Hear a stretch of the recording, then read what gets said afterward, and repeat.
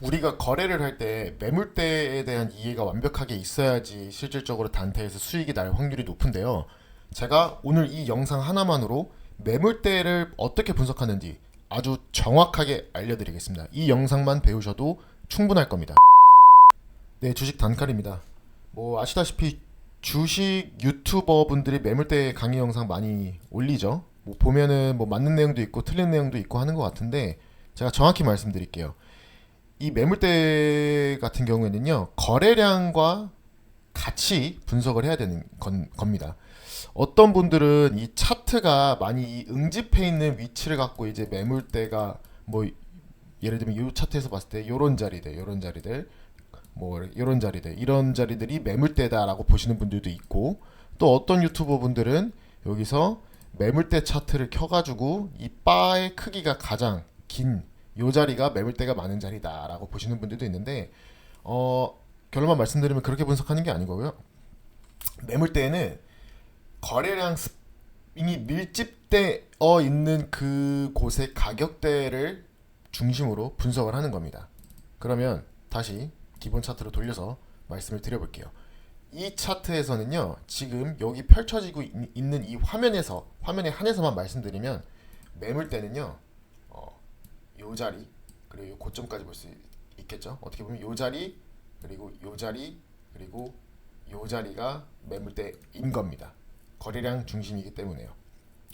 그러면 우리가 기본적으로 돌파 매매를 할 때 일봉상에 대한 해석을 되게 중요하게 여기는데, 내가 오늘 이 종목으로 보면 이렇게 상한가를 가고 나서 그 다음날 이 종목이 더 슈팅을 줄 수 있을지 없을지에 대한 판단은 장중에, 어쨌거나 우리는 장중에 판단을 해야 된단 말이죠. 이 장중에 어떻게 하냐, 이날 당일 터지고 있는 거래 대금이, 이거는 결론적으로 이렇게 터졌지만 장중에는 이 막대가 뭐 이런 식으로 아마 올라오고 있겠죠. 이날의 거래 대금이 이날 이 앞전에 찍혀 있는 거래량 스팟의 최대 거래 대금보다 최소한 똑같이 터지거나 최소한 비슷하게 터지거나 훨씬 압도적으로 터져준다면 오늘은 내가 이런 일봉 자리에서 돌파 매매를 충분히 해볼 수 있는 겁니다. 자, 그러면 이 종목으로 볼게요. 이날 거래대금이 많이 올라와 주면서 여기 앞전에 매물대 안으로 이제 들어온 상황입니다. 매물대는 대략 이 부분에 있다고 보는 겁니다. 지금 매물대 안으로 들어왔어요. 그리고 상한가에 안착을 했죠. 그리고 그 다음날 약간의 갭상승을 하면서 거래대금이 더 터지고 이 매물대의 물량들을 다 소화하면서 이렇게 뚫어놨어요. 그러고 나서 저는 같은 경우에는 이런 당일날에도 매매를 하지만 사실 가장 좋은 날은요, 이렇게 매물대를 한번 받아주고 나서 이렇게 받아주고 났죠. 그 다음에 지지를 하다가 다시 돌려놓고 여기를 돌파해주는 자리가 사실 매물이 더 가벼운 자리입니다. 그래서 이런 자리들에서 공략을 해주는 게 좋아요. 그러면 이렇게 눌리다가 다시 이렇게 가격을 윗가격으로 붙여놓고 여기서 거래대금이 강하게 들어와 준다면 여기 앞전에 있는 요 매물대의 물량은 여기에 다 소화를 했기 때문에 여기서부터는 주가가 되게 가벼운 마음으로 가벼운 탄성을 갖고 쭉쭉쭉쭉 돌파를 할 수 있는 겁니다. 또 다른 종목을 한번 볼게요. 자, 다음 예시는 로보스타인데요. 이 차트에 펼쳐진 그림으로만 한했을 때 매물대가 강력하게 있는 위치는, 자, 지금 이 가격대에서는요, 유의미한 매물대는 이 양봉이 만들어낸 요 윗꼬리 매물입니다. 이 앞에 있는 자리들, 물론 매물대가 맞죠. 요런 자리, 요런 자리, 매물이 엄청 쌓여있는 부분이 맞는데 이미 오늘 양봉으로서 이 매물대 위에 안착을 했기 때문에 이 가격은 뚫어냈다고 보는 거예요. 이 매물대는 내가 이 윗구간을 트레이딩함에 있어서 이 매물대는 중요하지 않습니다. 왜? 이미 내가 다 밟고 일어선 위치이기 때문에. 그럼 나한테 중요한 매물대는요, 이 거래량 스팟이 찍혀있는 요 매물대입니다. 비교적 가볍죠. 그래서 내가 오늘 이거를 거래할 때 요거보다 오늘 장중에 거래가 많이 터질 것 같으면 이 매물대는 쉽게 벗겨낼 수 있는 겁니다. 이게 제가 자주 사용하는 주도주 신고가 돌파 매매의 어떻게 보면 연장선상의 내용이에요. 자, 그럼 볼게요. 요 매물대 이렇게 윗꼬리 매물대가 있죠.